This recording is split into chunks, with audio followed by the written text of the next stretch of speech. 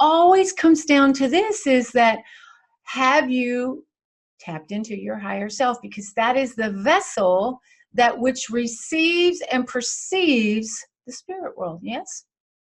It also helps you know you're never alone. It also gives you access to God, our creator, our loving spirit universe. It lets you know that, number one, you are powerful. You aren't broken, that there is something in you that has not been damaged by the world, by grief or struggle or abuse, that it lets you know that there's something in you that's clean and powerful, and you don't have to earn it. It's already there, and it does give you the antenna to the spirit world.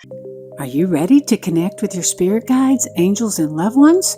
I'll show you how in my 2-part free Spirit Pathway workshop.